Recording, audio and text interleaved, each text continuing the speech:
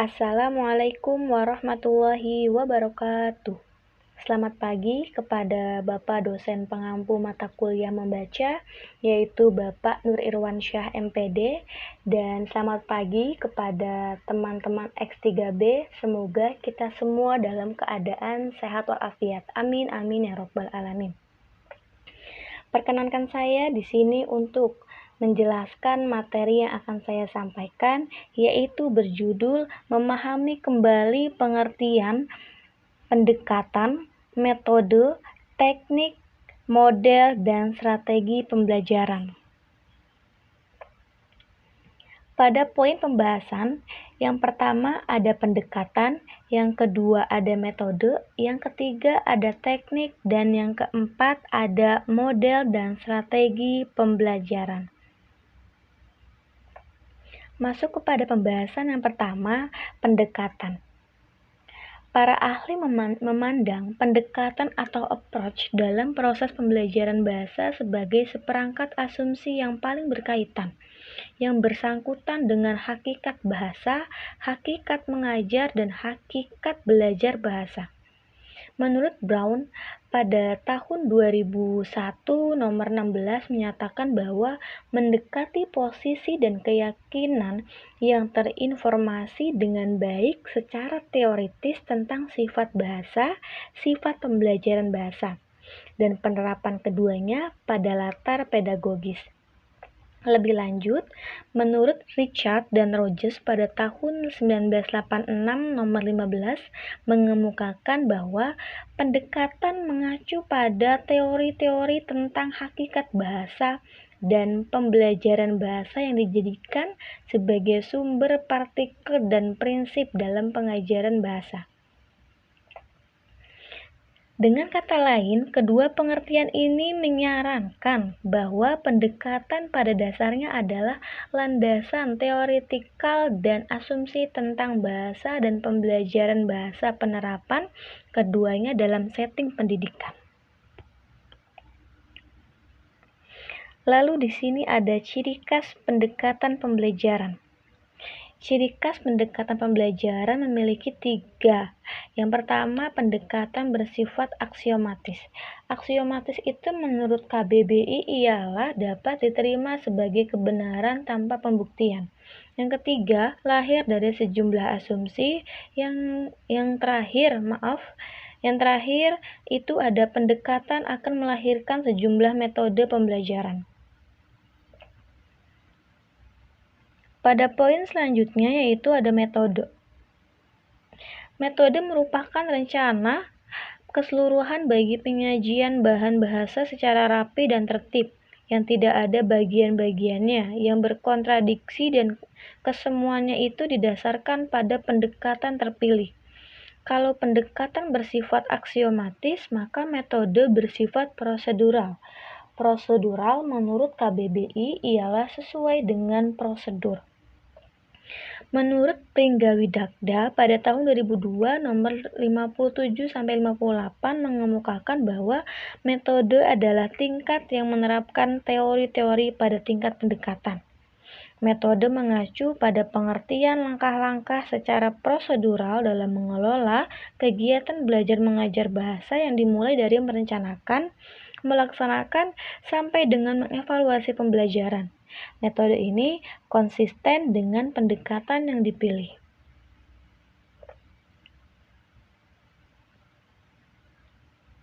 Dikemukakan bahwa metode adalah rencana keseluruhan proses pembelajaran dari tahap penentuan tujuan pembelajaran, peran guru, peran siswa, materi, sampai tahap evaluasi pembelajaran.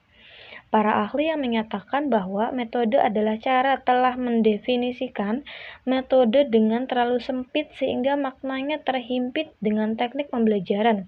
Definisi bahwa metode adalah cara yang sangat keliru sebab metode adalah prosedur pembelajaran. Ciri metode. Ciri metode adalah pembelajaran adanya langkah-langkah pelaksanaan pembelajaran secara prosedural. Guna lebih memahami karakteristik metode, Dikemukakan ciri khas metode berdasarkan pandangan Brown pada tahun 2001, Richard dan Rogers pada tahun 2001. Yang pertama ada metode bersifat prosedural, yakni menggambarkan langkah-langkah menyeluruh tentang proses pembelajaran. Yang kedua, metode diturunkan dari pendekatan tertentu. Yang ketiga, tidak dapat diamati dengan hanya melihat guru mengajar atau menyampaikan materi. Yang keempat, ditujukan untuk mencapai tujuan pembelajaran secara luas. Yang kelima, dalam satu kali pembelajaran hanya terdapat satu metode. Dan yang keenam atau yang terakhir, implementasi metode di dalam kelas dapat dilakukan dengan menggunakan berbagai teknik pembelajaran. Lalu pada poin yang ketiga yaitu ada teknik. Ada teknik. Menurut Brown, pada tahun 2001 nomor 16 mengemukakan bahwa teknik juga bisa disebut dengan istilah lain, adalah berbagai macam latihan, kegiatan, atau tugas yang digunakan di kelas bahasa untuk mewujudkan tujuan pembelajaran. Menurut Richard dan Rogers, pada tahun 1986 nomor 15, suatu teknik adalah implementasi apa yang benar-benar terjadi di dalam kelas. Ini adalah trik, siasat, atau alat khusus yang digunakan untuk mencapai tujuan langsung. Teknik harus konsisten dengan metode, dan karenanya selaras dengan pendekatan juga. Lalu, teknik menurut Pinggawidagda pada tahun 2002 nomor 58 yang mengemukakan bahwa teknik mengacu pada pengertian implementasi kegiatan belajar mengajar. Teknik bersifat implementasional, individual, dan situasional. Teknik ini mengacu pada cara guru melaksanakan belajar mengajar baik di dalam maupun di luar kelas. Dari kedua pengertian ini dapat disimpulkan ya teman-teman bahwa teknik adalah berbagai cara yang secara langsung diterapkan guru dalam pembelajaran di dalam ataupun di luar kelas. Cara ini mencakup aktivitas kelas, tugas, dan pengujian dalam kelas yang dilakukan guru ketika melangsungkan proses pembelajaran. Lalu ada karakteristik teknik pembelajaran. Menurut Brown pada tahun 2001 dan Richard Rogers pada tahun 2001 mengemukakan karakteristik teknik pembelajaran. Yang pertama ada bersifat implementasional, yakni cara langsung yang dipakai guru dalam menyampaikan pembelajaran di dalam kelas. Yang kedua, hanya ditujukan pada satu tahapan pembelajaran, yakni pada tahap inti pembelajaran. Yang ketiga, teknik yang digunakan guru di dalam kelas dapat langsung diamati. Misalnya, guru sedang ceramah menggunakan teknik ceramah. Anak-anak sedang mengerjakan tugas menggunakan teknik penugasan. Atau siswa sedang berdiskusi menggunakan teknik diskusi. Dan yang keempat, dalam satu kali proses pembelajaran dapat digunakan beragam teknik pembelajaran atau multiteknik. Dan yang terakhir, ada teknik pembelajaran digunakan untuk mencapai tujuan pembelajaran khusus tertentu. Masuk pada poin yang selanjutnya yaitu tentang model pembelajaran. Model dapat diartikan sebagai gambaran mental yang membantu mencerminkan dan menjelaskan pola pikir dan pola tindakan atau sesuatu hal. Pembelajaran adalah kegiatan yang dilakukan guru dalam rangka menciptakan suasana yang kondusif bagi siswa belajar. Dengan demikian, model pembelajaran dapat diartikan sebagai suatu konsep yang membantu menjelaskan proses pembelajaran, baik menjelaskan pola pikir maupun pola tindakan pembelajaran tersebut. Menurut Yulayanawati tahun 2004 nomor 56 menyatakan bahwa model pembelajaran menawarkan struktur dan pemahaman desain pembelajaran dan membuat para pengembang pembelajar memahami masalah, merinci masalah ke dalam unit-unit yang mudah diatasi dan menyelesaikan masalah pembelajaran.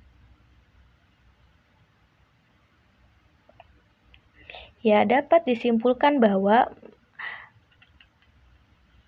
model pembelajaran adalah suatu rencana atau pola yang digunakan untuk menyusun kurikulum, mengatur materi pembelajaran, dan memberikan petunjuk kepada pengajar di dalam kelas berkenaan dengan proses belajar mengajar yang dilaksanakan.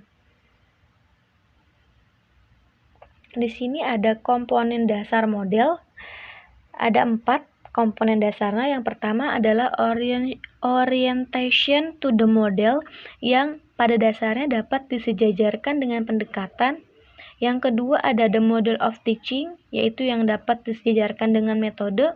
Yang ketiga ada application, yang dapat disejajarkan dengan teknik. Dan yang terakhir ada instructional and nurturing effect, yakni tujuan pembelajaran.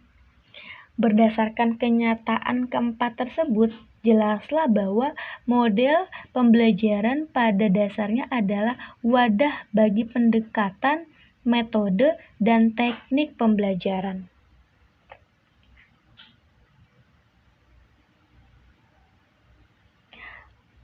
Ya, lanjut kepada poin strategi. Strategi perang. Menurut Hornby dalam Hidayat et al. Nomor 20 tahun 2000 nomor 1 mengemukakan bahwa strategi adalah seni merencanakan operasi dalam perang, khususnya pergerakan tentara dan angkatan laut ke dalam posisi yang menguntungkan untuk berperang. Keterampilan dalam mengelola urusan apapun. Ahli strategi adalah orang ahli dalam strategi. Dengan demikian, strategi adalah suatu segi merancang operasi di dalam perperangan, seperti cara-cara mengatur posisi atau siasat berperang angkatan darat dan laut.